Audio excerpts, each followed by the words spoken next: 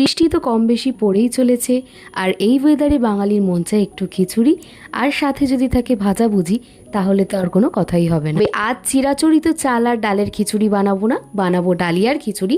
তার জন্য অবশ্যই লাগবে ডালিয়া, আর লাগবে মুগ আর মুসুরের ডাল। ডাল আর ডালিয়া একসাথে ভালো করে ধুয়ে 1 ঘন্টার জন্য ভিজিয়ে রেখে দেবো। এরপর একে একে সমস্ত সবজিগুলো কেটে নেব। ডালিয়ার জন্য নিয়েছিলাম পাকা মিষ্টি কুমড়ো, গাজর আর বিনস। তোমরা এখানে তোমাদের পছন্দ অনুযায়ী যে কোনো সবজি অ্যাড করতে পারো, তবে আমি একটা কথা তোমাদের বলতেই পারি, এই ডালিয়ার খিচুড়ি যদি একবার খেয়েছো, তাহলে চাল ডালের খিচুড়ি কিন্তু তোমরা একেবারে ভুলে যাবে। যারা ডালিয়া খেতে পছন্দ করো না, তারাও কিন্তু চেটে পুটে খাবে এই ডালিয়া। এতটা টেস্টি হয় আর হেলদি হয়।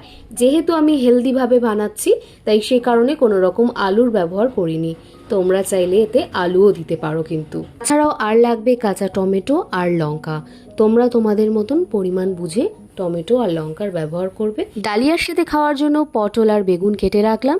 এগুলো একেবারে ডালিয়া রান্না হয়ে গেলে ধীরে ধীরে ভেজে নেব, কারণ গরম গরম খেতে ডালিয়ার সাথে সব থেকে বেশি ভালো লাগে। আর সাথে পাঁপড় ভাজা একটু না থাকলে হয় না, সেটাও করব অবশ্যই। তবে এবার রান্নায় আসা যাক। সর্ষের তেলের মধ্যে 5 ফোড়ন, টমেটো, কাঁচা লঙ্কা আর আদা থেতো করে দিয়ে দিলাম। সমস্তটা হালকা টস করে নিয়ে এরপরে দিয়ে দিতে হবে সবজিগুলো ভালো করে আবারও ফ্রাই করে নেব। ডিপ ফ্রাই নয়, তবে হালকা আছে সেদ্ধ হবে। 50% মতন কুক হয়ে আসলে এরপর ডালিয়া আর ডালের মিশ্রণটাও দিয়ে দেবো। এই সময় কাঁচা হলুদ আর নুনটা দিয়ে দিতে হবে। যদি পরে ব্যবহার করো তাহলে কিন্তু কাঁচা হলুদের গন্ধ বেরোতে পারে। 5 মিনিট মতো মিক্সারটাকে ভালোভাবে টস করে সবটা মিশিয়ে নেব, আর দিয়ে দেবো পরিমাণ মতো জল।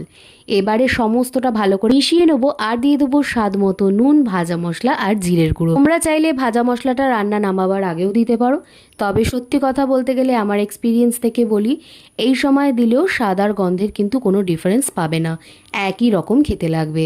তবে সমস্তটা মেশানোর পর আমি ঢাকা দিয়ে দিয়েছিলাম প্রায় 10 মিনিটের জন্য। হাই হিটে সমস্তটা কুক হবে, তবে মাঝে মধ্যে ঢাকা খুলে কিন্তু নাড়াচাড়া করে দিতে হবে, নাহলে নিচে সমস্তটা লেগে যেতে পারে। প্রথমবার ঢাকা দেওয়ার সময় হাই হিটে কুক করলেও ঢাকা খুলে আবার যখন আমরা ঢাকা দেব, তখন কিন্তু একদম মিডিয়ামে কুক করতে হবে। আর নামাবার আগে পরিমাণ মতো ঘি দিয়ে নামিয়ে নেব।